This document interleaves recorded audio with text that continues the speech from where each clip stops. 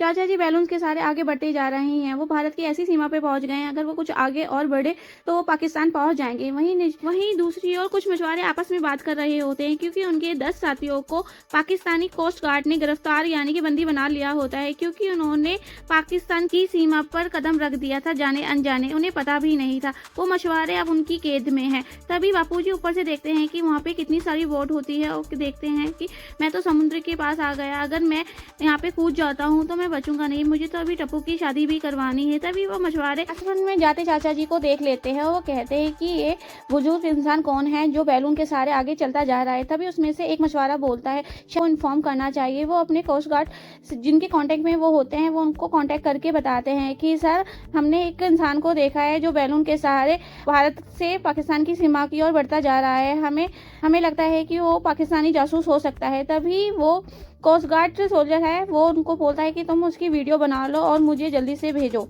हमें यहाँ तो कोई नहीं दिख रहा है क्योंकि यहाँ पे ज़्यादा विजिबिलिटी भी नहीं है और यहाँ पे बादल भी छाए हुए हैं, हम उसे देख नहीं सकते।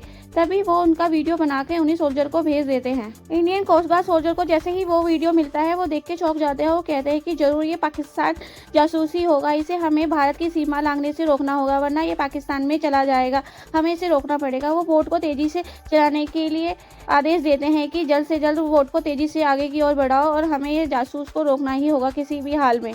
वहीं दूसरी ओर कुकुलधाम में सभी परेशान है कि चाचा जी की कोई खबर नहीं मिली और पता नहीं वो किस हालत में होंगे। जेठालाल तो ये सोच के परेशान हो गया है कि वो कितनी तकलीफ में है। तभी पोपटलाल के बॉस का फोन आता है कि टीवी पर एक ब्रेकिंग न्यूज दिखाई जा रही है कि एक वृद्ध इंसान गुब्बारे के सहारे आसमान में उड़ता हुआ जा रहा है। तुम ये न्यूज तूफान एक्सप्रेस डिजिटल एडिशन में फटाफट डाल दो। तभी पोपटलाल सभी को बोलता है मेहता साहब आपके घर चलिए, टीवी चलाइए, चाचा जी की न्यूज टीवी पे दिखाई जा रही है। सभी दौड़ते हुए मेहता साहब के घर पहुंच जाते हैं। तभी वो देखते हैं कि टीवी पे न्यूज आ रही है कि आसमान में गुब्बारे के सहारे एक वृद्ध इंसान आगे भारत की सीमा को लांघता हुआ दिखाई दे रहा है। अगर वो ऐसे ही आगे बढ़ता रहा तो वो पाकिस्तान चला जाएगा। आशंका जताई जा रही है कि ये पाकिस्तानी जासूस हो सकता है। ये बात सुन के सभी चौंक जाते हैं, सबके फेस पे घबराहट आ जाती है और चिंता भी, क्योंकि चाचा के लिए कुछ भी बोले जा रहे हैं। वो टप्पू भी चिल्लाने लगता है कि मेरे दादाजी पाकिस्तानी जासूस नहीं है, वो मेरे दादाजी हैं। अभी रीटा रिपोर्टर आके इस बात को क्लियर करती है कि जो पाकिस्तानी जासूस जिनको बताया जा रहा है वो असल में पाकिस्तानी जासूस ना होकर वो मुंबई के गोकुलधाम कॉलोनी में रहने वाले चंपक लाल गड़ा है, जो कल रात को बैलून के सहारे हवा में उड़ गए थे और ये रिपोर्ट हमने रात को भी दिखाई थी। तो इसलिए तो ये साबित होता है कि ये पाकिस्तानी जासूस। अय्यर बोलता है कि चाचा जी उड़ रहे हैं, वो आसमान में हैं, उन्होंने बताया है कि कच्छ में है, पर अभी वो कच्छ से आगे निकल गए होंगे। जब तक हम कच्छ पहुंचेंगे तो वो उससे भी आगे चले जाएंगे। अगर वो कहीं स्थिर होते तो हम उनको वहां से ला सकते थे, पर वो तो आसमान में है। तभी सोडी कहता है हाँ ये बात तो सही कह रहे हो तुम। पोपटलाल जेठालाल को बोलता है कि हमें चालू पांडे को फोन करना चाहिए, उनको बताना चाहिए कि वो सबूत मांग रहे थे। अब तो न्यूज भी आ गई है तो उनको सबूत मिल गया ना। जैसे ही जेठालाल चालू पांडे को फोन लगाता है तो चालू पांडे ऑलरेडी उसी न्यूज को फॉलो कर रहा होता है और वो तभी जेठालाल का फोन उठाता है। जेठालाल बोलता है कि जल्दी से चालू पांडे जी टीवी ऑन कीजिए, आपको वो न्यूज़ देखनी चाहिए जो बापूजी के बारे में आ रही है। तभी चालू पांडे जी कहते हैं कि मैं उसी न्यूज़ को फॉलो कर रहा हूँ। जेठालाल तुम्हें नहीं लगता कि मैं अपना काम अच्छे से कर सकता हूँ, तुम मुझे बार बार बता रहे हो। तभी जेठालाल कहता है कि अब क्या करेंगे, आप आगे बात कीजिए ना। चालू पांडे जेठालाल को बोलता है कि मैं हाई अथॉरिटी के कांटेक्ट में हूँ, जैसे ही कोई इन्फॉर्मेशन मिलेगी मैं तुम्हें ज़रूर दूंगा। वहीं इंडियन कोस्ट गार्ड सोल्जर चाचा जी पे नजर बनाए हुए हैं, वो उनको पकड़ने की कोशिश करते हैं और अपनी बोट को बहुत तेजी से आगे ले जा रहे होते हैं।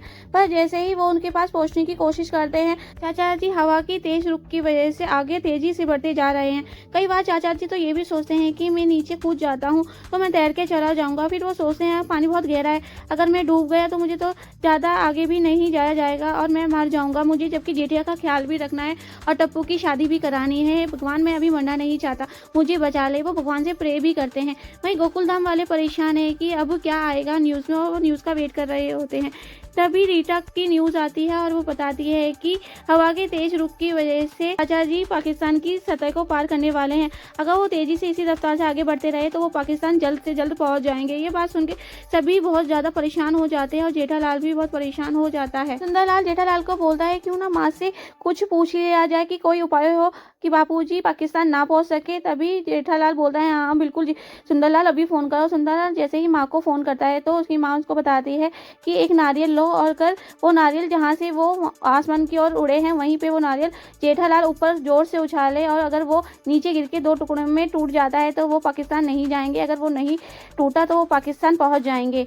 ये टोटका सुनकर सब बहुत आश्चर्यचकित हो जाते हैं कि कैसा टोटका बताया है। तभी जेठालाल बोलता है कि नारियल किसके पास है।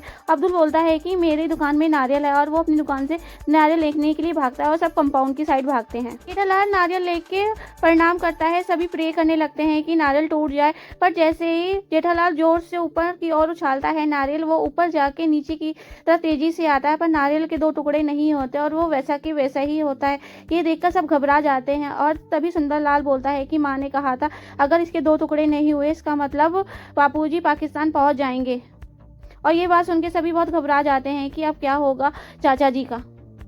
इंडियन कोस्ट गार्ड सोल्जर काफ़ी देर तक उनको फॉलो करते हैं, पर वो जैसे ही पाकिस्तान की सीमा के पार चाचा जी निकलते हैं तो वो कहते हैं कि अब तो सीमा वो पार कर चुका, वो पाकिस्तान पहुंच गया है, अब हम कुछ नहीं कर सकते।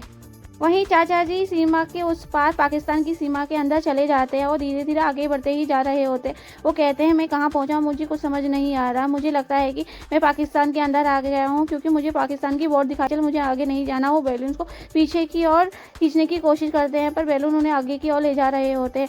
वहीं बोट में 10 मछुआरों को ऑलरेडी पाकिस्तान के कोस्ट गार्डों ने उन्हें बंदी बना के रखा होता है। वो उनको गुहार लगाते हैं कि हमें छोड़ दीजिए, हम जाने अनजाने आपकी सीमा पे आ गए और आपने हमें यहाँ पे उठा लिया, हम बाल बच्चे वाले हैं, हमारी वोट भी ले लिया, आप हमारा सामान भी ले लीजिए पर हमारी जान बख्श दीजिए। तभी वो सोल्जर उनको बोलते हैं कि नहीं, अब तुम पाकिस्तान में आ गए हो, अब तुम्हें हम बंदी बना के रखेंगे और तुम्हें जेल में डाल देंगे, तुम्हें तभी पता लगेगा। पाकिस्तानी कोस्ट गार्ड इंडियन मछुआरों को बहुत ज़्यादा धमकाते हैं कि तुम अगर हमारी सरहद पे आए हो तो हम तुम्हें ऐसे जाने नहीं देंगे, तुम्हें छोड़ेंगे नहीं।